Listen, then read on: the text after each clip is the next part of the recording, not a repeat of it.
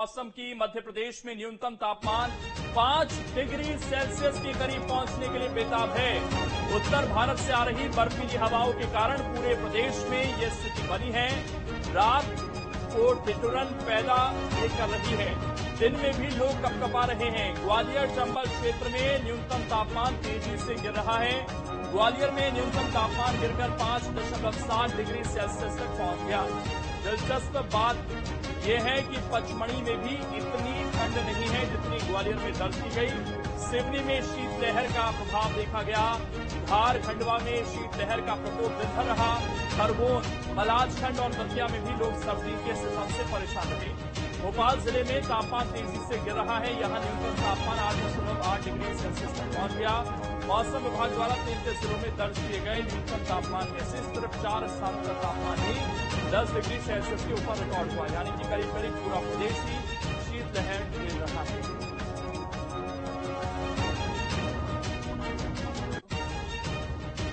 वहीं मध्य प्रदेश के प्रमुख स्थानों के न्यूनतम तापमान की बात की जाए तो सबसे कम न्यूनतम तापमान ग्वालियर में 5.7 डिग्री सेल्सियस तक हुआ। दतिया में 6.4, पचमढ़ी में 6, राजगढ़ में 6.6, मंडला में 7.2, रीवा में 6.5, उमरिया और मलाजखंड में 7.3, सिवनी में 9.4, जबलपुर में 7.6, रीवा में 6.5, सागर में 8.7, भोपाल में 8.8, रायसेन में 7.8 डिग्री सेल्सियस तक हुआ।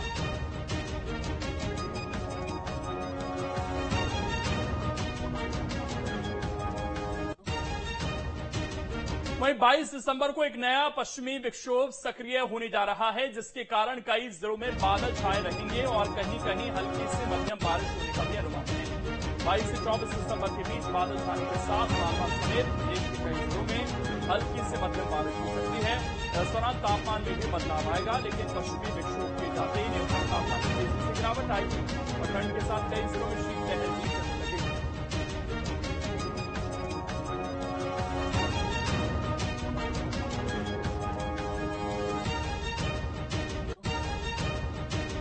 वहीं सर्दी के सितम के बीच आज की रात आपको ज्यादा ठंड झेलनी पड़ेगी, क्योंकि 22 दिसंबर को साल का सबसे छोटा दिन और सबसे बड़ी रात होगी। इस दिन सूर्य उत्तरायण होकर सायन मकर राशि में रात्रि 3:16 पर प्रवेश करेगा। इस दिन साल का सबसे छोटा दिन और सबसे लंबी रात होगी। इस दिन सूर्य उत्तरायण होंगे और शिशिर ऋतु प्रारंभ होगी। इसके बाद से दिन की अवधि बढ़ना शुरू हो जाएगी और रातें छोटी होनी शुरू हो जाएंगी। इससे सूर्य पृथ्वी से काफी दूर रहता है, जिससे चंद्रमा की रोशनी पृथ्वी पर काफी देर तक रहती है। ऐसे में आज की रात लंबी होगी, जो करीब 14 घंटे के आसपास की रहेगी। ऐसे में रात में न्यूनतम तापमान में गिरावट के बाद लंबी रात की वजह से सर्दी का सितम भी बढ़ जाएगा।